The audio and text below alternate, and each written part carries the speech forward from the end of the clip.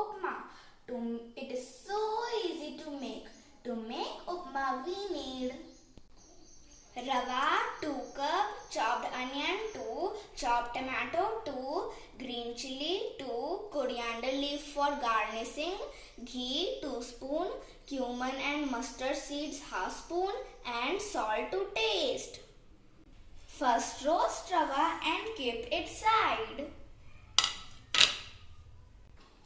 Now add ghee, cumin and mustard seeds.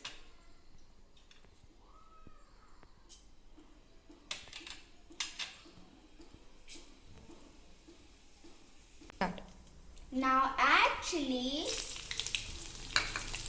onion, tomato and salt. Once tomato gone cook, add water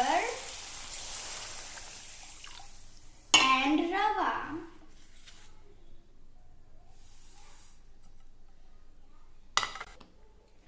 And stir it continue till it goes thick. Now our upma is ready. Just garnish with chopped coriander leaves. That's it. Thank you.